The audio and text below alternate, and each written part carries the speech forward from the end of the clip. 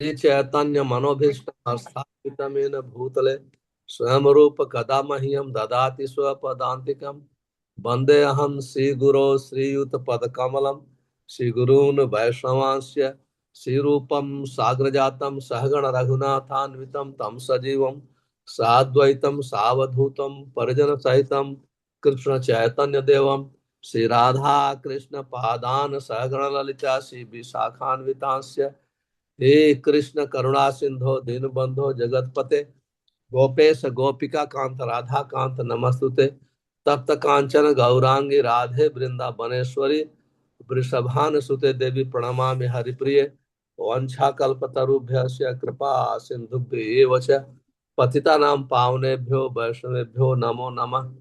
श्री कृष्ण चैतन्य प्रभु नित्यानंद श्री अद्वैत गदाधर शिवसादि गौर भक्त वृंद हरे कृष्णा कृष्णा कृष्णा हरे हरे हरे राम राम राम हरे हरे। हम लोग सर्वप्रथम छह गोस्वामियों के चरणों में प्रार्थना करेंगे।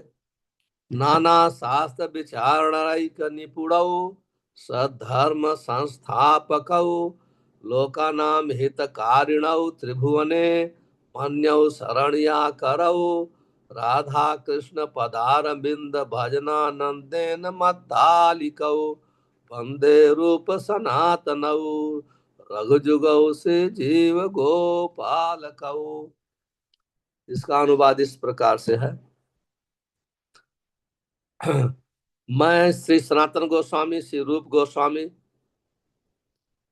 श्री रघुनाथ भट्ट गोस्वामी श्री रघुनाथ दास गोस्वामी श्री जीव गोस्वामी तथा गोपाल श्री गोपाल भट्ट गोस्वामी इन छह गोस्वामियों को सादर नमस्कार करता हूँ, जो समस्त मानवों के लाभार्थ सनातन धर्म की स्थापना करने के उद्देश्य से समस्त शास्त्रों का आलोचनात्मक अध्ययन करने में परम निपुण है।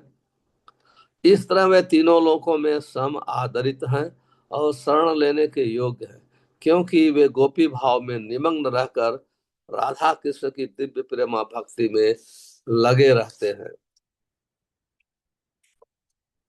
तो आज का विषय है भक्ति के पांच प्रबल रूप। तो आज मैं ये क्लास तंजानिया की राजधानी राजधानी तो नहीं है, तंजानिया के सबसे बड़ा शहर दार इस्लाम है। तो दार इस्लाम में रविवार को रथ यात्रा है, तो मैं यहाँ आया हूँ। यहाँ से आज मैं क्लास दे रहा हूँ। तो हम लोगों ने पिछले कई अध्यायों में भक्ति के 64 अंग 64 अंगों का वर्णन सुना और रूप गोस्वामी विभिन्न शास्त्रों के प्रमाण पे के आधार पर जो भक्ति के 64 अंग हैं सबका प्रमाण देते हुए ये भक्ति के प्रगति में महान साधन है। इन 64 अंगों का वर्णन करने के बाद 64 आइटम के बाद फिर रूप गोस्वामी कहते हैं भक्ति के 5 सबसे शक्तिशाली अंग। ये 64 में 5 सिलेक्ट करते हैं और ये पांचों का हम लोग ने बहुत विस्तार पूर्वक श्रवण किया है, क्योंकि फिर भी रूप गोस्वामी ये पांचों का फिर से वर्णन करते हैं। लेकिन जिस प्रकार से रूप गोस्वामी ने पहले वर्णन किया तो एक भी कोटेशन वहां से स्पर्श नहीं किया। ये दूसरे ढंग से यहाँ वर्णन करते हैं, बहुत सुंदर ढंग से अलंकारिक रूप में, किस प्रकार से 5 साधन को महासाधन कहा जाता है। 5 महासाधन जो कि भक्ति बहुत कठिन है। मैं कहा करता हूं भक्ति प्रारंभ करना आसान है, भक्ति पूरा करना लोहे का चना चबाना है। ये मेरा खुद का शब्द है। लेकिन जो इतनी कठिन भक्ति है जिसके वशीभूत भगवान हो जाते हैं और भगवान जल्दी भक्ति नहीं देते हैं, ऐसी भक्ति को रूप गोस्वामी कहते हैं दुरूहा। सबसे पहले हम लोग प्रभुपाद जी का तात्पर्य जो भक्त स्वामी सिंधु का अनुवाद करते समय किया है उसको पढ़ेंगे। इसके बाद हम विस्तार से तो नहीं, क्योंकि हम लोगों ने पूर्ण विस्तार के साथ श्रवण कर लिया है, लेकिन थोड़ा थोड़ा चर्चा करके पांचों के विषय में आज हम पूरा करेंगे चर्चा। श्रील रूप गोस्वामी ने बताया है कि 5 प्रकार के भक्ति कार्य: मथुरा वास, भगवान के अर्चा विग्रह की पूजा, श्रीमद् भागवतम का पाठ, भक्त की सेवा तथा हरे कृष्ण मंत्र का कीर्तन, ये इतने प्रबल हैं कि इनमें से किसी भी एक के साथ थोड़े से अनुराग से नवदीक्षित भक्ति में भी भक्ति भाव विकसित हो सकती है। श्री रूप गोस्वामी शब्द यूज करते हैं, दुरूहा अपि अद्भुत वीर्ये अस्मिन् श्रद्धा दूरे अस्तु पंचके, यत्र स्वल्पोपि संबंध सिद्धियां भाव जन्मनि। सेम चीज प्रभुपाद जी ने अनुवाद किया। कहते हैं दुरूहा, जो ये भक्ति हम लोगों ने सुना, हमने 3 प्रकार की भक्ति सुना, वर्णन सुना, लेकिन अभी तो हम केवल साधन भक्ति का ही वर्णन कर रहे हैं। लेकिन प्रारंभ में 3 प्रकार की भक्ति का वर्णन किया रूप गोस्वामी ने: साधन भक्ति, भाव भक्ति और प्रेम भक्ति। साधन भक्ति 2 प्रकार की है, विधि भक्ति और रागानुगा भक्ति या रागात्मिका भक्ति। तो हम लोग अभी ये केवल साधन भक्ति के विषय में सुन रहे हैं। अभी हम लोग 12 या 13 अध्याय है। 13 अध्याय में केवल साधन भक्ति का जो पहला है विधि भक्ति, और विधि भक्ति भी शुद्ध भक्ति है, ऐसा नहीं कि विधि भक्ति शुद्ध भक्ति नहीं है। तो विधि भक्ति के विषय में ही श्रवण कर रहे हैं, और हम आगे अभी 2-3 अध्याय श्रवण करेंगे। इसके बाद तब हम रागानुगा भक्ति का भी वर्णन आता है, जो कि साधन भक्ति का ही अंग है। तो जो भक्ति ये 3 प्रकार की है, साधन भक्ति, भाव भक्ति और प्रेम भक्ति। और इसमें जो साधन भक्ति है, साधन भक्ति में विधि भक्ति भी बहुत कठिन है।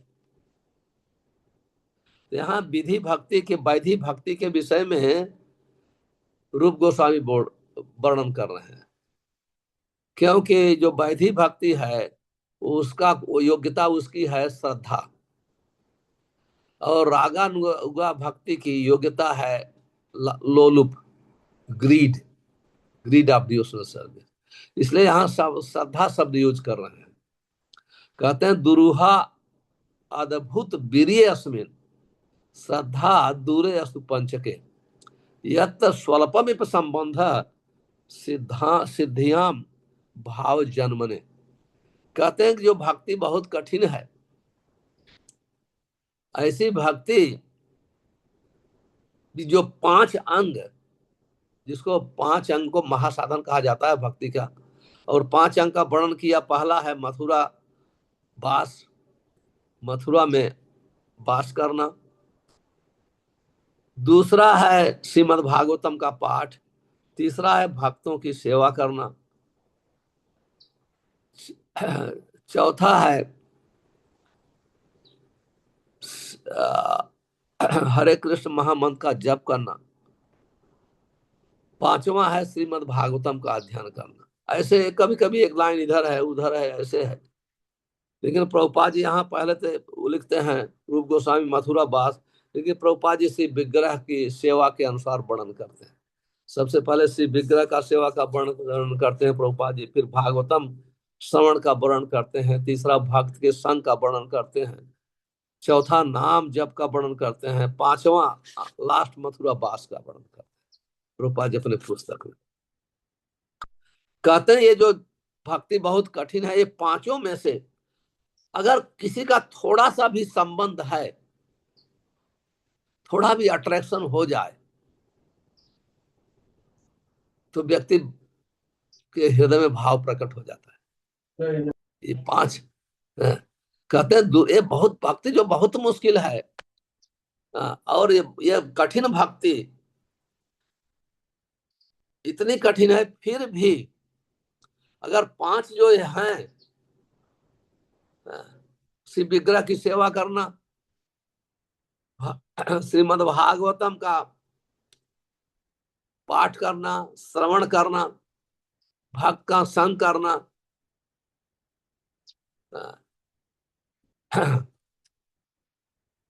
नाम का जप करना और मथुरा मंडल में निवास करना, अगर थोड़ा भी संबंध इसमें बना लेता है, कहते हैं स्वल्पम अपनी संबंध है, स्वल्प का अर्थ है थोड़ा, तो भी ये महासाधन जो है अपने हृदय में भाव उत्पन्न कर देती।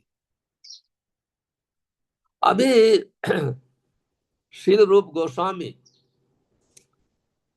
क्या वर्णन करते हैं श्री विग्रह के विषय में, बहुत अलंकारिक ढंग से वर्णन करते हैं, मैं पढ़ करके उसकी व्याख्या करता जाऊंगा। श्री रूप गोस्वामी ने भगवान या अर्चा विग्रह की पूजा के विषय में जो श्लोक लिखा है उसका अर्थ निम्नलिखित है।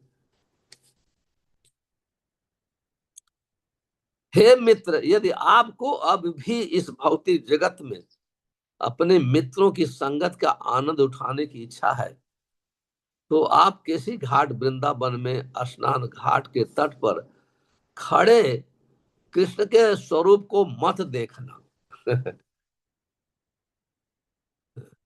कहने का अर्थ है आप जाना वृंदावन, तो यदि आप केसी घाट पर जाना है, सबसे पहले तो केसी घाट पे मत जाना। अगर आप पहुंच गए तो भी आप वहां जो केसी घाट पर के तट पर भगवान कृष्ण गोविंद खड़े हैं, उनका दर्शन मत करना। अगर उनका दर्शन कोई कर लिया, कहते हैं हे गोविंद, ये गोवे गोविंद कहलाते हैं और उनकी आंखें अत्यंत मोहक हैं, वे बांसुरी बजा रहे हैं और उनके सिर पर मोर पंख है, उनका सारा शरीर आकाश की चांदनी से प्रकाशित हो रहा है। अब गोविंद की सुंदरता का वर्णन किया रूप गोस्वामी, जो वार्निंग दिया कि उनका दर्शन मत करना। हालांकि सब जगह दर्शन का वर्णन है, यहाँ देखिए परोक्ष रूप से दर्शन करने की बात कर रहे हैं, ये परोक्ष रूप से, पर इनडायरेक्टली, परोक्ष का अर्थ है इनडायरेक्टली। कहते हैं गोविंद हैं कैसे, उनकी आंखें बहुत मोहक है, जो उनकी आंख का दर्शन कर लेता है उनके वशीभूत हो जाता है। और वो क्या करते हैं, हमेशा बांसुरी बजाते रहते हैं। बांसुरी बजाने का अर्थ है कि हमेशा आनंद में रहते हैं, उनको उनको कोई, उनके पास कोई टेंशन नहीं है, कोई प्रॉब्लम नहीं है, इसलिए बांसुरी हमेशा बजाते रहते हैं। और सिर पर मोर पंख है और उनका शरीर है कैसा, कहते हैं चांदनी जैसे, जैसे चांदनी चंद्रमा की रात होती है, पूर्णिमा की इतना प्रकाशित होती है, ऐसे ही उनका शरीर प्रकाशमान है। अब श्री प्रभुपाद जी अपने तात्पर्य में इसका वर्णन करते हैं। कहते हैं इस श्लोक का तात्पर्य यह है कि यदि कोई अपने घर में पूजा करने से भगवान कृष्ण के अर्चा विग्रह या श्री मूर्ति के प्रति अनुरक्त है, तो वह तथाकथित मित्रता, प्रेम तथा समाज जैसे अपने संबंधों को भूल जाएगा। श्री विग्रह रख करके दर्शन का ये फल है। इस तरह हर गृहस्थ का कर्तव्य है कि भगवान के अर्चा विग्रह को अपने घर में स्थापित करके अपने परिवार वालों के साथ पूजा करना शुरू कर दे। इससे फायदा क्या होगा, प्रभुपाद लिखते हैं क्लबों, सिनेमा घरों, नित्य आयोजनों में जाने या धूम्रपान, मद्यपान जैसे अवांछित कार्यों में से प्रत्येक मनुष्य को मुक्ति मिल जाएगी। यदि घर पर अर्चा विग्रहों की पूजा पर बल दिया जाए तो ऐसे सारी व्यर्थ बातें भूल जाएंगे, क्योंकि भगवान कृष्ण और उनके अर्चा विग्रह में कोई अंतर नहीं। अर्चा विग्रह, भगवान अर्चा विग्रह में, क्योंकि हम लोग इस भौतिक आंख से भगवान का दर्शन नहीं कर सकते। इस भौतिक आंख से हम केवल भौतिक वस्तुओं का दर्शन करेंगे, लकड़ी का, पत्थर का, मिट्टी का, भौतिक वस्तुओं का। इसलिए भगवान कृपा करके अर्चा विग्रह के रूप में अवतार लेते हैं। इसलिए जो अर्चा विग्रह है भगवान से अभिन्न है, कोई अंतर नहीं है। और ये श्रद्धा के ऊपर इसलिए वहां पहला शब्द यूज किया है ना, अ, श्रद्धा। इस श्लोक में रूप गोस्वामी हमारी श्रद्धा के ऊपर डिपेंड है। जैसे हम लोग उदाहरण पाते हैं कि जब वो ब्राह्मण, एक वृद्ध ब्राह्मण, एक नवयुवक ब्राह्मण जब वृंदावन आए, गोपाल के सामने वृद्ध ब्राह्मण ने प्रतिज्ञा किया कि मैं अपनी कन्या की का विवाह आपके साथ करूंगा। तो हम लोग कथा जानते हैं, मैं उदाहरण दे रहा हूँ। तो अंत में घर पे जब गया वृद्ध ब्राह्मण, तो उसकी पत्नी, उसके बच्चे सब मना कर दिए, बहुत क्रोध में आ गए। लेकिन जो नवयुवक ब्राह्मण था वो आया, भगवान से कहा, हे गोपाल, आप साक्षी हो। तो गोपाल कहते हैं कि भाई मैं तो साक्षी हूँ, ठीक है, लेकिन तो मैं तो मूर्ति हूँ, कैसे साक्षी चल के साक्षी दे सकता। तो भक्त ब्राह्मण ने कहा, जब मूर्ति बोल सकती है तो चल भी सकती है। तो भगवान भक्त की बात में आके फंस गए, इसलिए उनको चल के जाना पड़ा, लगभग 2500 किलोमीटर। तो आज भी साक्षी गोपाल का विग्रह है, हम लोग सब दर्शन करने जाते हैं जो जगन्नाथ। तो कहने का अर्थ है कि हमारी श्रद्धा के ऊपर है, और किस प्रकार से हम शिव विग्रह के साथ, वास्तव में शिव विग्रह के साथ का संबंध हर भक्त का होना चाहिए।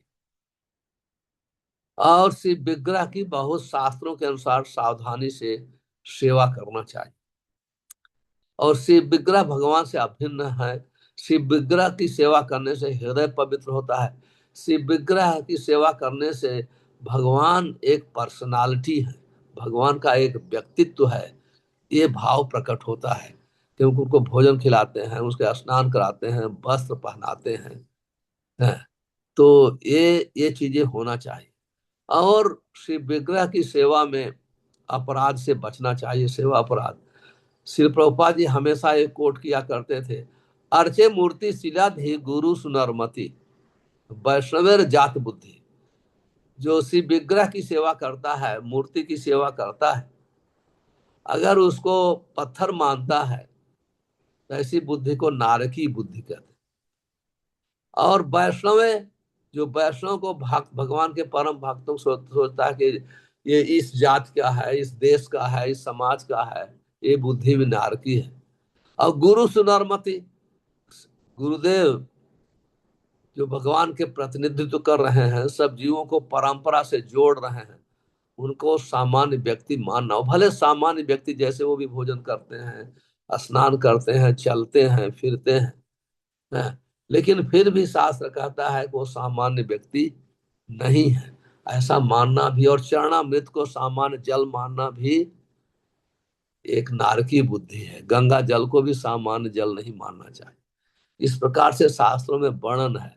इसलिए जब हम शिव विग्रह की सेवा करें तो शिव विग्रह की सेवा बहुत सावधानी से करना चाहिए। और उस शिव विग्रह को बहुत आदर के साथ, और शिव विग्रह रखने से एक महान बहुत बड़ा लाभ होता है। बच्चे बचपन से ही प्रणाम करते हैं, ग्लोरीफाई करते हैं, दर्शन करते हैं। तो इस प्रकार से हम लोग शिव विग्रह के अनुसार, और रूप गोस्वामी यहाँ वर्णन करते हैं जो शिव भगवान की सुंदरता, भगवान इतने सुंदर हैं, जो शिव विग्रह की सेवा करता है संपूर्ण सुंदरता को भूल जाता है, भौतिक सुंदरता। इसलिए कहते हैं अगर आपकी आसक्ति बना के रखना है, परिवार के साथ शिव विग्रह का दर्शन मत करिए। हाँ, संपूर्ण संबंध अगर आपको बना मेंटेन करना चाहते हो, कहने का अर्थ है दर्शन करना चाहिए, क्योंकि बहुत प्रसंगम अजरम पासम आत्मनो कवयो विदु। कहते हैं कि संसार का संबंध ही 84 लाख योनियों में हमको घुमाता है, नरक में ले जाता है, सब जगह।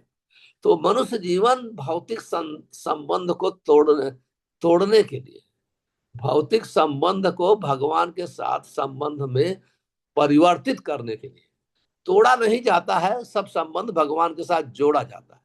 इसलिए भागवतम पढ़ा, सयो साधु कृतो, हमारा संबंध साधु के साथ होना चाहिए।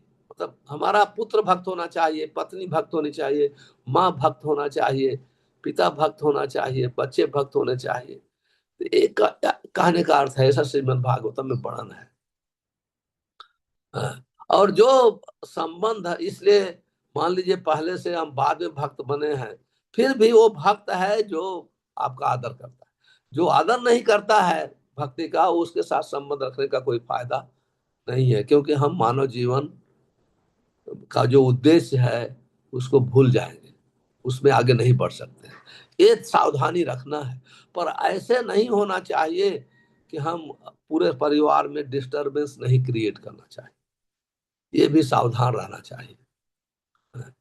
तो अभी हम अगला आइटम पढ़ेंगे, क्योंकि इस पे बहुत चर्चा पहले भी श्लोक के साथ किया है। अभी है श्रीमद् भागवतम का श्रवण। श्री रूप गोस्वामी आगे लिखते हैं, हे मूर्ख मित्र, मेरे विचार से तुमने मंगलप्रद श्रीमद् भागवतम को पहले से थोड़ा बहुत सुन रखा है, जिससे सकाम कर्मों, आर्थिक विकास तथा मुक्ति के फलों की आकांक्षाओं की बुराई की गई है। अब निश्चित रूप से श्रीमद् भागवतम के 10वें स्कंद के कृष्ण लीला विषयक श्लोक तुम्हारे कानों में धीरे धीरे प्रवेश होकर तुम्हारे हृदय में जाएंगे। बहुत सुंदर वर्णन है, बहुत सुंदर वर्णन करते हैं रूप गोस्वामी। आप देखिए, सब बोलते हैं कि कोई कैसे जो शिल प्रभुपाद जी लिखते हैं भागवतम में कितना परफेक्ट है। प्रभुपाद जी वर्णन करते हैं भागवतम को हम लोग को प्रथम स्कंद से धीरे धीरे धीरे धीरे पढ़ना चाहिए, में 9 स्कंद तक। 9 स्कंद पढ़ते पढ़ते हम लोग योग्य हो जाते हैं 10वें स्कंद में प्रवेश करने के लिए, उसका रसास्वादन करने के लिए। तो सेम चीज रूप गोस्वामी वर्णन करते हैं। कहते हैं जब तक कोई भी व्यक्ति 9 स्कंद तक भागवतम का पढ़ नहीं लेता है, वो भौतिक भावना से मुक्त योग्य नहीं बनता है। एट इज 9वां स्कंद हम लोग को यो योग्य बनाता है किस प्रकार से हम लोग 10वें स्कंद को पढ़ सकते हैं। 10वें स्कंद में जो लिखने के वर्णन करने के पहले महाराजा परीक्षित वहां वर्णन करते हैं। महाराजा परीक्षित कहते हैं, निव्यत तरसई उपगीय माना भव सधि स्रोत्र मनोभिराम। कहते हैं कि जो 10वें स्कंद का रसास्वादन वही कर सकता है जो संपूर्ण भौतिक प्यास से मुक्त हो चुका है। तो ये हम 10वें स्कंद तक पढ़ते पढ़ते हम लोग धीरे धीरे सब हम लोग योग्य बन जाते हैं, योग्य बन जाते हैं कि हम उसका रसास्वादन 10वें स्कंद का कर सके। इसलिए यहाँ रूप गोस्वामी श्लोक में, और प्रभुपाद जी हमेशा कभी कभी लोग प्रश्न करते हैं कहाँ इस श्लोक में लिखा है, कहाँ वर्णन किया गया है। और 9वें स्कंद के अंत में कहा गया है कि जो भगवान की लीला का वर्णन करने जा रहे हैं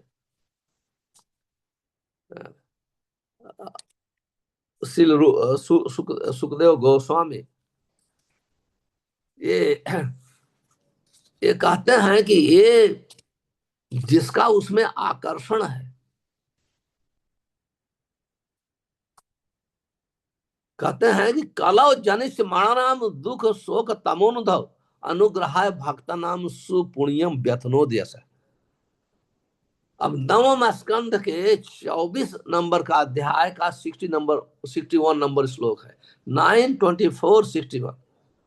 कहते हैं कलो जनिष्ठ माणानाम, कलयुग में भगवान ने कलयुग को जीवों को देखा कि जीव, कलयुग के जीव बहुत दुखी रहेंगे, उनके पास समय नहीं है,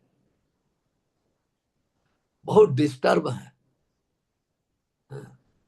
तो कहते हैं उनके दुख और शोक को दूर करने, उनके ऊपर कृपा करने के लिए अनुग्रहाय भक्त अपने यश का विस्तीर्ण किया, अपने यश का विस्तार किया 10वां। आप देखिए कृष्ण जो दसम स्कंद है उनके, उनका ही यश का ही विस्तार है। कहीं भी देखेंगे पूतना का वध, छोटे कुछ दिन के बच्चे के रूप में, तृणावर्त वर्त का सक्टासुर का वध, आप जितना भी देखेंगे उनकी कीर्ति का। कहते हैं जो दसम स्कंद को सुनेगा, पहले तो भगवान ने कलयुग के आने वाले जो भक्त हैं, वो उनके दुख को दूर करने के लिए कहते हैं अनुग्रहाय भक्ता नाम, कर्मियों का नहीं, कहते हैं अनुग्रहाय भक्ता नाम सुपुण्यम वितनोद यश, अपने भक्त पर अनुग्रह कृपा करने के लिए भगवान ने अपने यश का विस्तार किया, जिससे भक्त उनकी कथा का श्रवण करके अपने दुख को दूर करेंगे। क्योंकि कलयुग में बहुत दुख है, भक्ति करना आसान नहीं है, कलयुग में बहुत मुश्किल है भक्ति करना। इसलिए कहते हैं यस्मिन सत कर्ण पीयू से यशा तीर्थ बड़े सकृत, कहते हैं यस्मिन जो भी सतकर्ण पीयू से, जो पीयू से का अर्थ है पीता है, जो श्रवण करता है, और भगवान जो है हर जहां उनका जहां चरण पड़ता है, जहां यश गान होता है, सब स्थान तीर्थ के समान हो जाता है। कहते हैं सोतांजलि उपस पुष्ट धुनते कर्म वासना, कहते हैं अंजलि से जो पीता करने का श्रवण करता है तो संपूर्ण कर्म की वासनाओं को धुन देता है। जैसे धुन की होती थी ना, पहले कापूस होता था, जो यंग लोग हो नहीं, जो उम्र वाले हैं उनको पता है, पहले धुनते थे आकर के, ठन ठन ठन, उसकी धीरे धीरे गंदगी दूर हो जाती थी। उसी प्रकार से जो रेगुलर श्रवण करता है, दसम स्कंद श्रवण करेगा, उसके संपूर्ण कर्म की वासना, कर्म नहीं, उसकी जो वासना है, प्रकट नहीं हुआ है कर्म, वो भी नष्ट हो जाएगा, वो भी शुद्ध हो जाएगा। तो इसलिए प्रभुपाद जी यहां लिखते हैं कि जो क्रमशः पढ़ेगा कहते हैं अब निश्चित रूप से श्रीमद् भागवतम के दसम स्कंद के कृष्ण लीला विषयक श्लोक तुम्हारे कानों में धीरे धीरे प्रवेश होकर तुम्हारे हृदय में को शुद्ध करेंगे, आकर्षित करेंगे। तो कहने का अर्थ है दसम नवम स्कंद हमको योग्य बनाता है दसम स्कंद को सुनने के लिए। अब इसलिए प्रभुपाद जी बहुत सुंदर व्याख्या करते हैं, कहते हैं श्रीमद् भागवतम के प्रारंभ में कहा गया है जब तक मनुष्य में कर्म कांडों, आर्थिक विकास तथा ब्रह्म से एक होने के सकाम फलों को कूड़े के समान निकालकर बाहर फेंकने की योग्यता नहीं आ जाती, तब तक वह श्रीमद् भागवतम को नहीं समझ सकता है। श्रीमद् भागवतम को समझने के लिए, समझने का अर्थ होता है रसास्वादन करने के लिए, समझने का अर्थ यह है रसास्वादन करने के लिए हमको ज्ञान कांड, कर्म कांड, उपासना कांड से मुक्त होना पड़ेगा। और श्रीमद् भागवतम इतना शक्तिशाली है, जो भक्तों के साथ श्रवण करता है ये तीनों से आसानी से मुक्त हो जाता है, अलग से प्रयास करने की आवश्यकता नहीं है। अभी भागवतम में भक्ति का एकांतिक वर्णन हुआ है। जो व्यक्ति त्याग की भावना से श्रीमद् भागवतम का अध्ययन करता है वही दसम स्कंध में वर्णित भगवान की लीलाओं को समझ सकता है। देखो भागवतम वैराग्य पूर्ण ग्रंथ है, जिसको बहुत शौक है अच्छा से भागवतम का सप्ताह करना, कथा करना, उसे महाभारत की कथा करना चाहिए। महाभारत में बड़े बड़े राजाओं का वर्णन है। ये तो भागवतम तो वैराग्य विद्या है, निर्बंध कृष्ण संबंध युक्त वैराग्य युजते, इस टाइप का जिसको वैराग्य है वही रसास्वादन करेगा भागवतम। दूसरे शब्दों में जब तक किसी में श्रीमद् भागवतम के लिए स्वतः उत्पन्न आकर्षण न हो तब तक इस दसम स्कंद की कथाओं को यथा रासलीला को समझने का प्रयास नहीं करना चाहिए। आप देखिए श्रीमद् भागवतम का यथा रूप में आस्वादन करने के लिए शुद्ध भक्ति का होना आवश्यक है। आपकी भक्ति शुद्ध होनी चाहिए, तभी हम दसम स्कंद। नहीं तो भगवान तो वहां द्विभुज रूप में लीला कर रहे हैं। इसके पहले तो उनका चतुर्भुज रूप है, षडभुज भी रूप है, सब है, क्रिएशन का है। लेकिन यहाँ तो बच्चे जैसे लीला कर रहे हैं, सब बोलेंगे तो गलत है। और जानत माम मूढ़ा मानुषिम तरुणाश्रितम परम भावम जानंतो मदभूत महेश्वरम। उनको साधारण व्यक्ति मान लेंगे। तो इस प्रकार से कहते हैं कि जब तक किसी में श्रीमद् भागवतम के लिए स्वतः उत्पन्न आकर्षण न हो, तब तक इस स्कंध, दसम स्कंध की कथाओं के मुख्य रूप से रासलीला का समझने का, अपनी बुद्धि से समझने का प्रयास नहीं करना चाहिए, कभी नहीं करना चाहिए। तो एक उदाहरण देता हूं इसी सिलसिले में। एक बार दुर्वासा ऋषि मथुरा के उस पार आए थे, जो मथुरा में यमुना नदी के उस पार मथुरा है। तो अब भारत में प्रथा है, सभी लोग साधुओं का दर्शन करना चाहते हैं। तो ब्रजवासी चले चलो पिकनिक, वो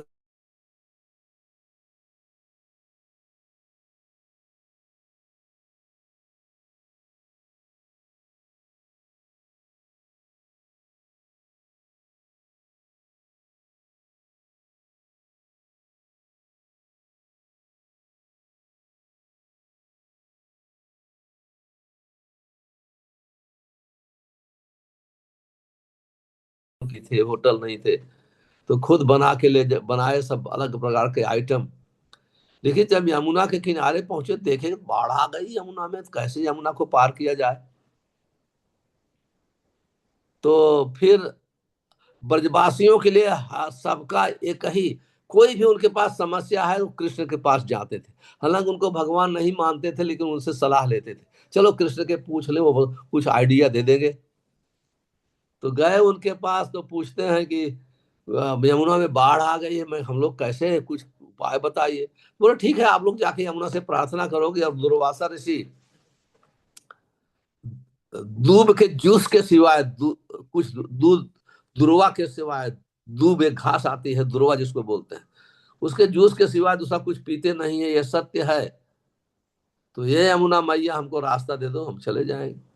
तो जाके ब्रजवासी प्रार्थना किए, और दुर्वासा, सत्य है दुर्वासा तो केवल दूध का जूस पीते हैं, इसलिए उनका नाम दुर्वासा है। तो यमुना जी रास्ता दे दिया, सब चले गए, बहुत खुश हो गए। तो दुर्वासा जी के पास पहुंचे, तो दुर्वासा चढ़ाए, क्यों साधु के पास जाए कुछ तो देना पड़ता है, दक्षिणा दान कुछ ऐसे बना के लोग जाते हैं, ले जाते हैं कुछ न कुछ। तो उनके ब्रजवासी लोग सब वही आइटम उनके सामने रखे हो, तो बोले कुछ खाते तो है नहीं, उस आइटी सो देंगे प्रसाद रूप में, हम लोग को वितरण मिल जाएगा। लेकिन दूसरे दुर्वासा से सब खा गए, उठा उठा के लेके। तो लोग को आश्चर्य हो गया कि यमुना भी झूठ बोलती है।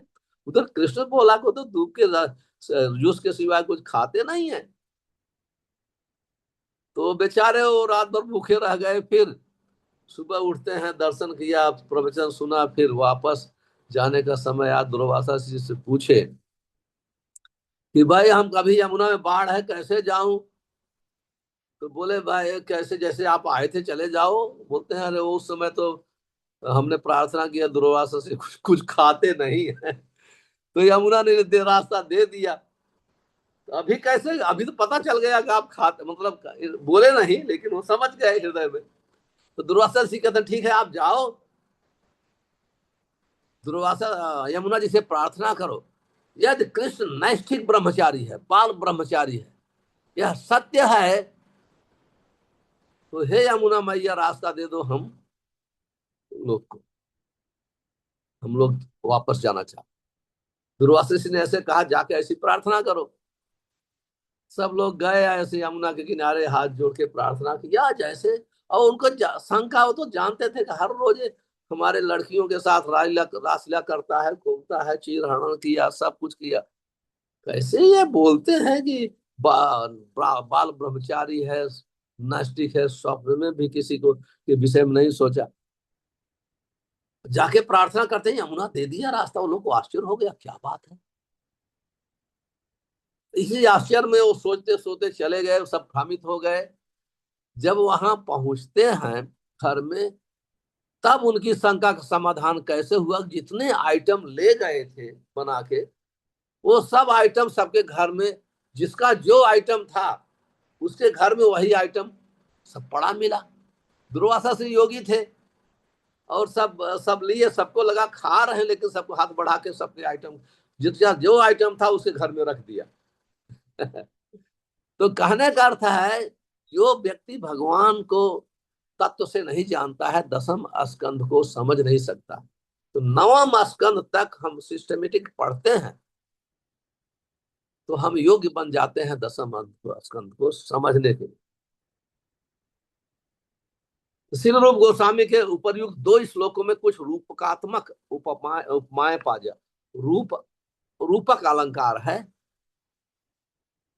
अप्रत्यक्ष रूप से तो निंदा करते हैं कि जाके देखना मत, ऐसे।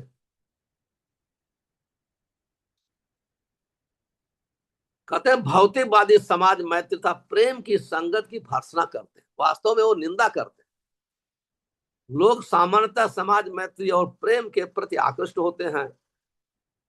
इन भौतिक कलमशों को विकसित करने के लिए वो बृहद आयोजन प्रबल प्रयास करते हैं। इसलिए जब हम श्री विग्रह और श्रीमद भागवतम का, श्री विग्रह का सेवा करते हैं, श्रीमद भागवतम का पाठ करते हैं, इससे इस आकर्षण जो है हमारा बदल जाता है। जब हम भगवान के विषय में सुनते हैं, श्री विग्रह का सेवन करते हैं, तभी हम लोग तीसरा आइटम लगे भक्तों का संग, क्योंकि इसकी व्याख्या तो बहुत समय निकल जाएगा। तीसरा आइटम है भक्तों का संग। इसी प्रकार से श्री रूप गोस्वामी ने कृष्ण विषय कथाओं के आस्वादन की दिशा, कृष्ण विषय कथाओं के आस्वादन की दिव्य प्रकृति का वर्णन किया है।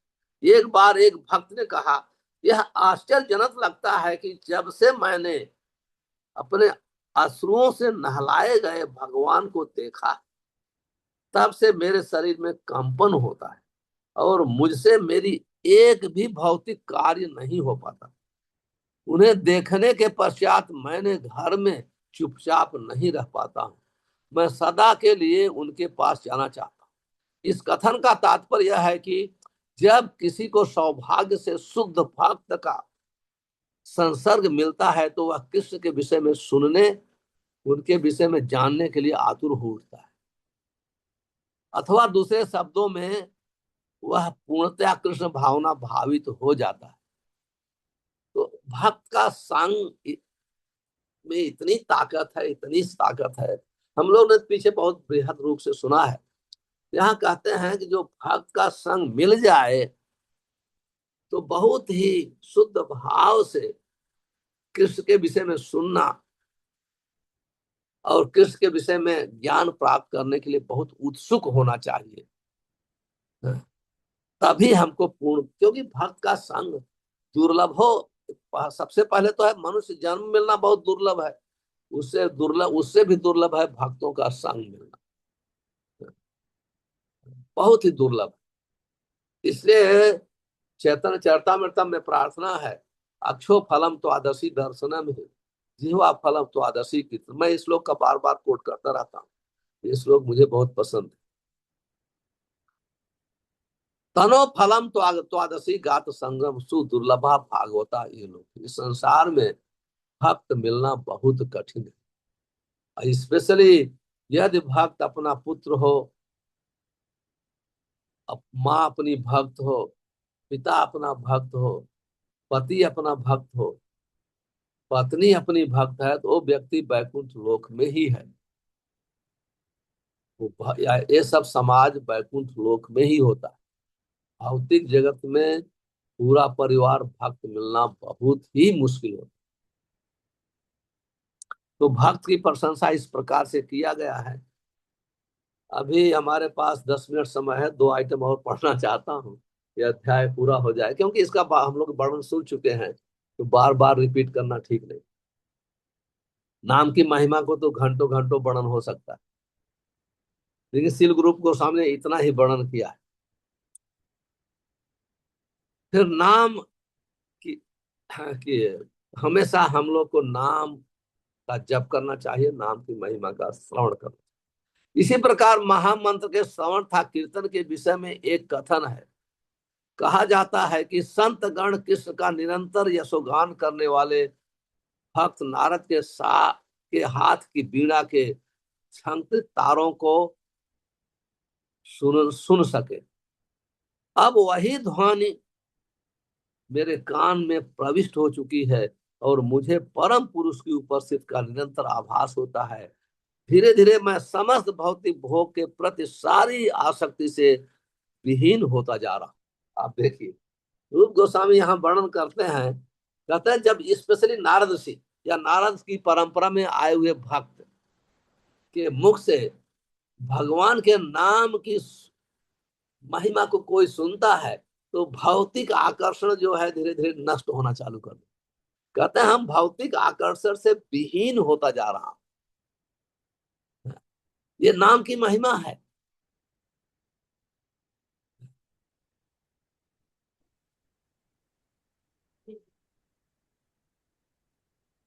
धीरे धीरे मैं समस्त भौतिक भोग के प्रति सारी आसक्ति से विहीन, यही है। वो हम लोग जब पूछते हैं कि हमारा नाम, हमको शुद्ध नाम नहीं जप हो रहा है, हम अपराध युक्त नाम जप कर रहे हैं, या हम अटेंटिव चैंटिंग नहीं कर रहे हैं, तो कैसे जप, कैसे पता चलेगा कि हमारा नाम शुद्ध नाम है कि अपराधपूर्ण? अपराधपूर्ण नाम से जप करने से भौतिक भोग बढ़ता जाता है। तो हम भौतिक वस्तु को प्राप्त करने के लिए नाम जप करना चालू करते हैं। जब शुद्ध नाम जप करते हैं, मैंने पहले बताया, शुद्ध नाम जब अपराध से मुक्त होकर के नाम जप करते हैं तो नामाभास तुरंत प्रारंभ हो जाता है। नामाभास से हर प्रकार का हमारा जीवन, भौतिक सुख मिलता है, जीवन आसान हो जाता है। लेकिन शुद्ध नाम जब करते हैं तो कृष्ण प्रेम प्रकट होता है। कृष्ण प्रेम जब तक नहीं प्रकट होगा जब तक हम भौतिक प्रेम से मुक्त नहीं। आपको पता चलेगा कि अब भौतिक चीज आपको अच्छा नहीं लगती है, आपको घूमने जाना उतना अच्छा नहीं लगना है, आपको ये टेलीविजन ये सब देखना अच्छा नहीं लगेगा। बहुत ऐसी चीजें जो है, भौतिक पार्टियां, मान लो कभी कभी शादी में हम जाते हैं, सोशल के अनुसार जाना पड़ता है और जाना भी चाहिए, लेकिन हमारा मन नहीं लगता है। हम जाते हैं for the sake of duty. इसका अर्थ है कि हमारा नाम अच्छा से जप हो। और कुछ भक्त उसमें, जिसका नाम जप अच्छा से नहीं होता है, अपराध युक्त होता है, तो उसमें आनंद नहीं लगते हैं। वो उसमें डांस करने लगते हैं, नाचने लगते हैं, बहुत इन्वॉल्व हो जाते हैं। यहाँ तक कि वही सब लहसुन प्याज वाला भोजन भी खा लेते हैं, उनको वो पता भी नहीं चलता खा रहे हैं कि नहीं खा। लेकिन जो व्यक्ति नाम में जिसकी रुचि है, जिसका शुद्ध नाम हो रहा है, वो अनासक्त रहता है। वो उसकी शरीर रहेगी वहां, मन में फील करता है मैं कहाँ आ गया, ये मेरे लिए अच्छी जगह नहीं है, मेरे लिए और बहुत भक्त लोग फील करते हैं, ऐसा नहीं बहुत लोग फील करते हैं ये हमारे लिए जगह नहीं है। लेकिन वो जब उनका टाइम पूरा हो जाता है तुरंत चले जाते हैं और उनको बहुत अच्छा लगता है, मैं एटलीस्ट वातावरण से तो आ गया। तो कोई व्यक्ति जज कर सकता है कि मेरा नाम जब कैसे चल रहा है। तो तुरंत ही भौतिक आसक्ति का से हम धीरे धीरे मुक्त होते हैं। तो हम लोग अभी अंतिम आइटम पढ़ लेंगे, मथुरा मंडल बास। इसका भी हम लोग ने बृहद चर्चा किया था लास्ट टाइम। हाँ। फिर सील रूप गोस्वामी ने मथुरा मंडल मंडल का वर्णन किया है।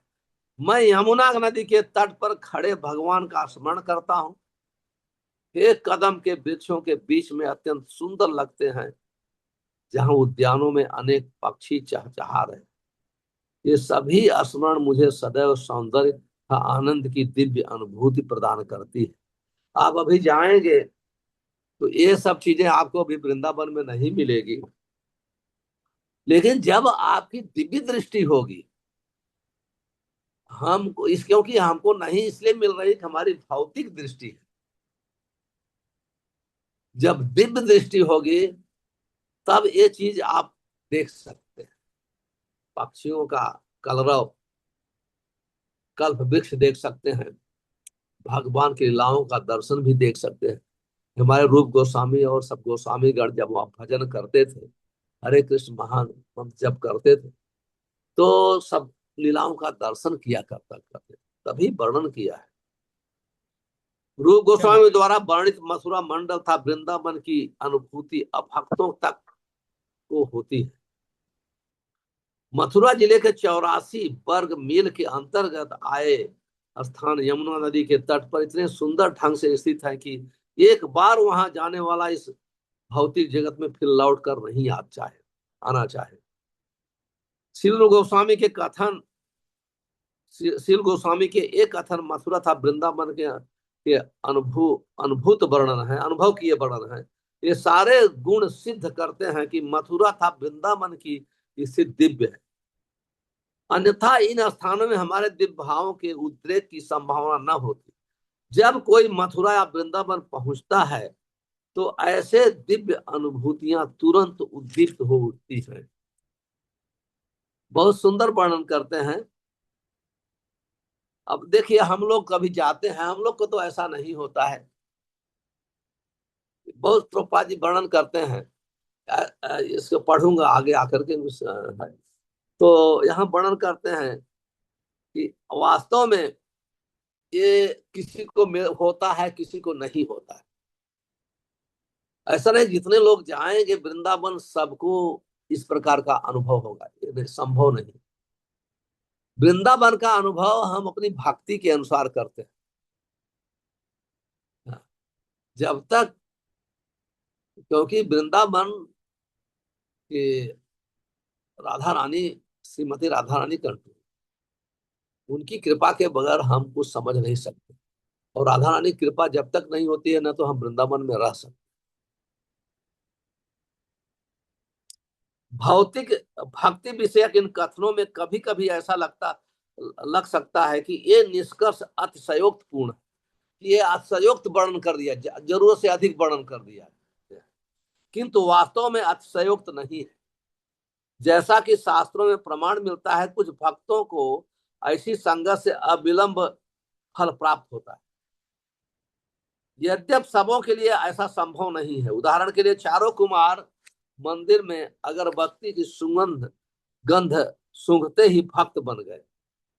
बिलमंगल ठाकुर ने कृष्ण के विषय में सुनते ही अपनी सुंदर प्रेमिका को त्याग दिया और तो कहने का अर्थ है, आप देखते हैं हम कितने लोग को तुरंत ही आकर्षण होता है, कितने लोग को नहीं होता है।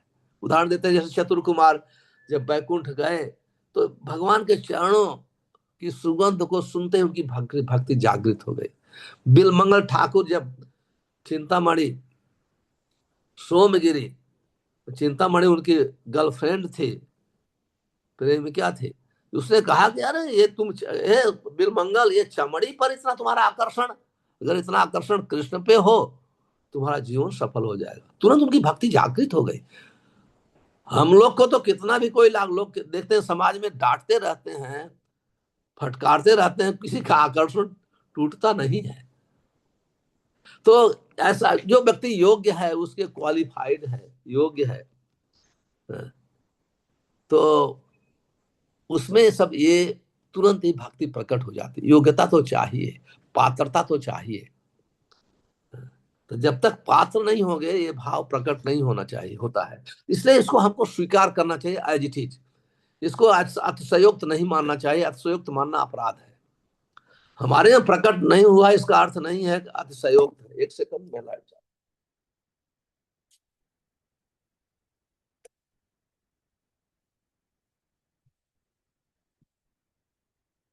अब श्री रूप गोस्वामी उदाहरण देते हैं।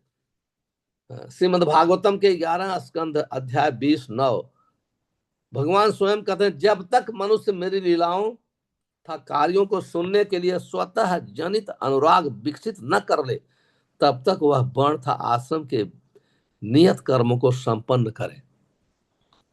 अपने कार्य को छोड़ना नहीं चाहिए। इसलिए हम लोग, जैसे हम लोग कभी कभी ऐसे आ जाते हैं, हमको नौकरी नहीं करना है, बिजनेस नहीं करना है, या कभी कभी कोई होते हैं हमको शादी नहीं करना है, हमको ये रिस्पॉन्सिबिलिटी नहीं करना है, लेना है, समाज की ये सब रिस्पॉन्सिबिलिटी नहीं लेना है। तो ये चीजें जब तक अनुराग नहीं होता है तब तक हमारे लिए खतरा होता है। हमको नौकरी जब तक केवल एक कहीं स्वाभाविक अनुराग नहीं, किसी के प्रभाव में आकर के तुरंत डिसीजन नहीं लेना चाहिए। ये कहने का अर्थ है यहाँ है। ये श्लोक है श्रीमद् भागवतम का।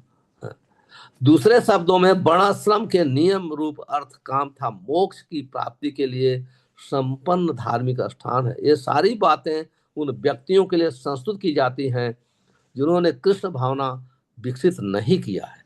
वस्तुतः शास्त्रों में संस्तुत के सारे कार्य कृष्ण भावना तक ले जाने के लिए ही हैं, किंतु जिसने पहले से कृष्ण के स्वजात अनुराग विकसित कर लिया है उसे शास्त्रों द्वारा नियत कर्तव्यों को नहीं करना पड़ता।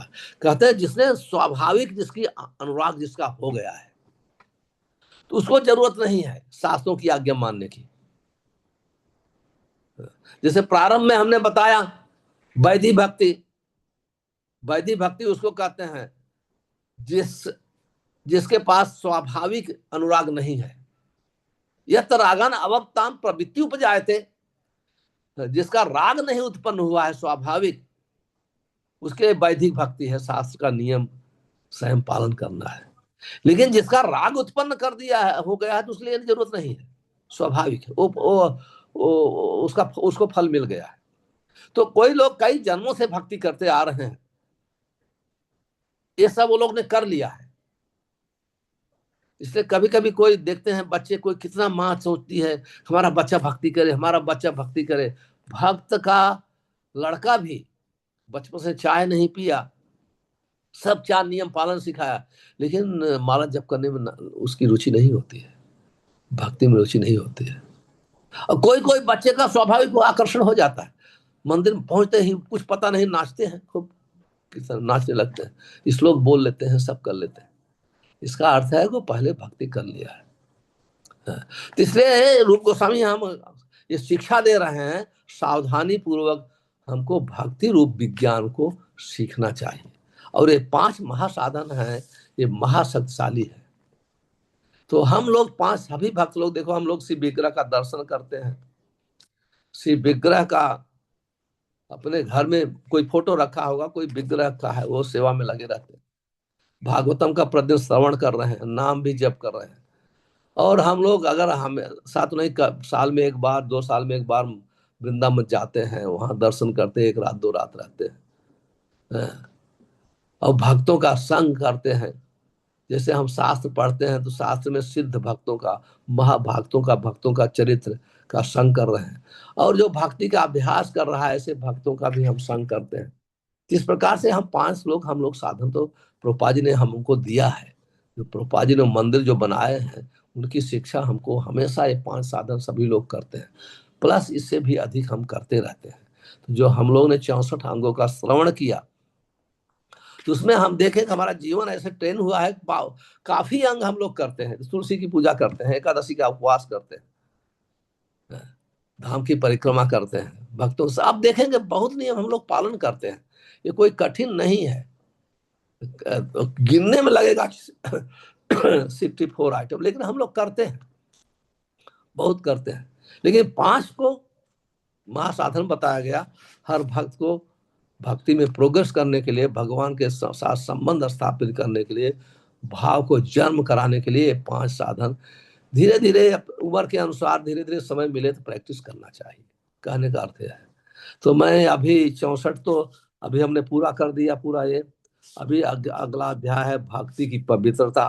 अब धीरे धीरे थोड़ा एडवांस लेक्चर होगा, अ, थोड़ा तो, क्योंकि रूप गोस्वामी अभी भक्ति की पवित्रता का वर्णन करते हैं, प्योरिटी ऑफ डिवोशनल सर्विस।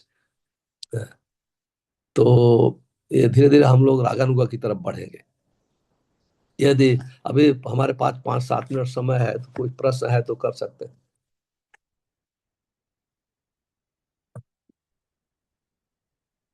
किसी के पास कोई प्रश्न है तो पूछ सकते हैं।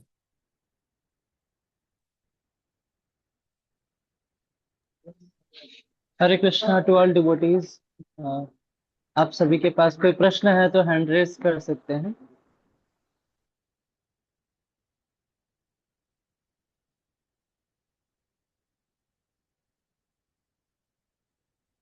हाँ हाँ, मुस्कान जी आप पूछे। हरे कृष्णा गुरु महाराज, सादर प्रणाम। गुरु महाराज, क्या ये सत्य है कि हमें जिस चीज़ के प्रति ज़्यादा अटैचमेंट होता है, उसी को टेस्ट बना के कृष्ण हमारे जीवन में प्रस्तुत करते हैं? आप भौतिक रुचि की बात कर रहे हैं। जी गुरु महाराज। हाँ, हमारे जीवन में जो टेस्ट होता है, भौतिक टेस्ट। फिर आप आगे बोलिए, आप अनम्यूट कर लीजिए, मैं सुन नहीं रहा। हाँ। गुरु महाराज, मैं ये कह रही थी कि जिस भौतिक वस्तु या चीज़ के प्रति हमारी आसक्ति होती है, क्या वही टेस्ट बन के कृष्ण हमारे जीवन में प्रस्तुत करते हैं? नहीं नहीं, ऐसा नहीं। आपका जितना कोई भी किसी के, हर आदमी कोई न कोई, देखिए ये पूरे 84 लाख योनियों का नियम है, हर जीव का भी नियम है। कोई कोई व्यक्ति पर्टिकुलर टेस्ट लेता है। आप समझ रहे हैं? देखिए भक्ति ऐसी है, हमारी संपूर्ण कोई भी टेस्ट हो उसको नष्ट कर देती है। ये टेस्ट जो है आपके कर्म के अनुसार, तो इस भक्ति से, भगवान से इसमें कोई संबंध नहीं है। हर आदमी का टेस्ट, हर आदमी की जिह्वा, कान, आंख, नाक, जो भी हमारी इंद्रियां हैं, वो हमारे पूर्व जन्म के कर्म के अनुसार मिलती है। किसी की बुद्धि बहुत तेज है, किसी की देखने की शक्ति बहुत तेज होती है, किसी भक्त की सूंघने की शक्ति तेज होती है, किसी का जिह्वा का स्वाद बहुत लेना चाहता है। ये पूर्व जन्म के कर्म के अनुसार मिलता है। ये तो कर्मों की देन है। इसका अर्थ नहीं है कि भगवान हमको ये पर्टिकुलर टेस्ट का करके हमारा टेस्ट लेना चाहते हैं, ऐसा नहीं। भगवान जो जो भौतिकवादी हैं उसका टेस्ट क्यों लेंगे? भगवान कभी परीक्षा लेते हैं, उनको आनंद आता है, जो हमारे एकदम, ये हम लोग जैसे का भगवान टेस्ट नहीं, हम लोग का टेस्ट गुरु लेते हैं, साधु लेते हैं, शिक्षा गुरु लेते हैं। भगवान को मजा आता है, जैसे कभी कभी पिता जो है अपने बच्चे को टीच करते हैं, है कि नहीं? तो भगवान कभी कभी उनको बहुत आनंद आता है, अपने ऐसे भक्त को थोड़ा परेशान करते हैं। तो वो उस लेवल के भक्त हैं। भगवान छेड़ते हैं, गोपियों को छेड़ते हैं। वो छेड़छाड़ भगवान द्वारिका में नहीं करते हैं। द्वारिका के भक्त उस लेवल के नहीं हैं। वो ब्रज के भक्तों के साथ करते हैं।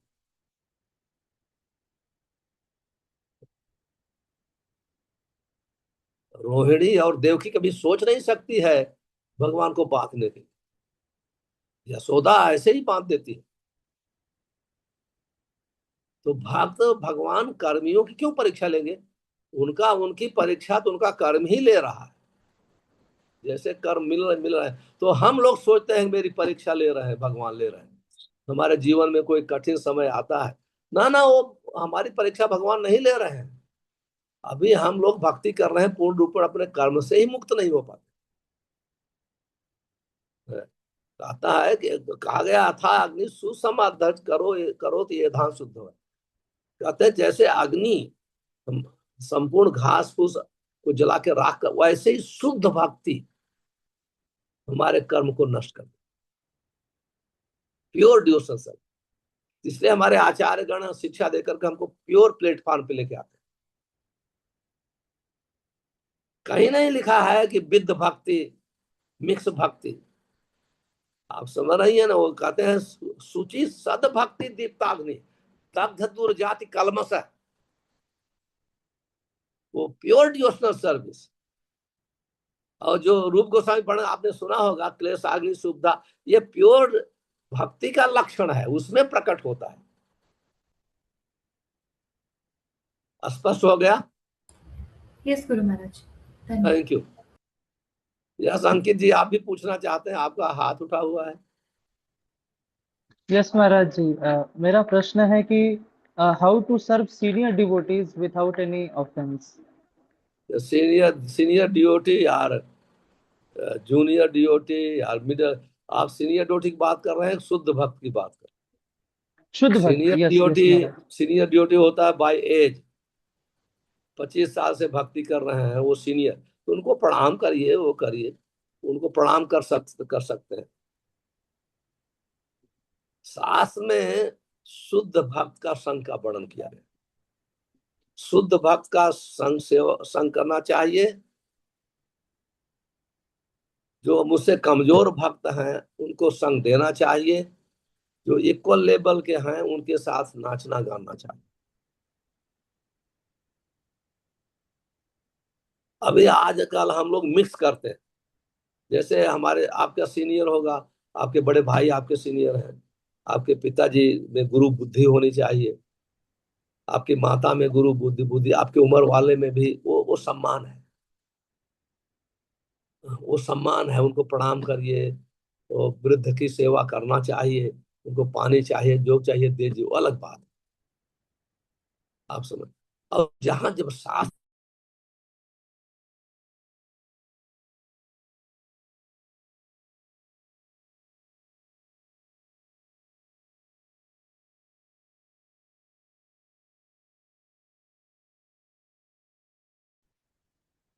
भक्ति में पढ़ना, नाचना गाना कीर्तन करना, ऐसे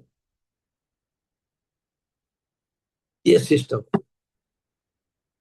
हम लोग सीनियर भक्त को ही शुद्ध भक्त मान लेते। नहीं, मानना अच्छा है, कभी उनको अशुद्ध भक्त मानने से अपराध होगा है? लेकिन वास्तव में शास्त्र में शुद्ध भक्त की बात, कनिष्ठ अधिकारी, मध्यम अधिकारी, उत्तम अधिकारी, कहीं सीनियर का वर्णन नहीं किया गया एज का। हाँ, कोई भी एज हो, चाहे भक्त हो या न भक्त हो, उसका आदर सम्मान होना चाहिए। ये पढ़, जैसे आप भक्त हो गए, आपके पिताजी भक्त नहीं है, तो भी उनका आदर सम्मान करना चाहिए, क्योंकि वो सीनियर है। पिता में गुरु बुद्धि होनी चाहिए, उनकी आज्ञा मानना, क्योंकि भक्ति बढ़ाने वाली चीज में ही आज्ञा माना जाता है। लेकिन गुरु बुद्धि का अर्थ होता है उनको प्रणाम करना, उनके पैर को स्पर्श करना, टच करना, है जो हिंदुओं का कल्चर है उसमें दोस्त। Yes Maharaj, thank you so चलिए, और मच। किसी का प्रश्न है?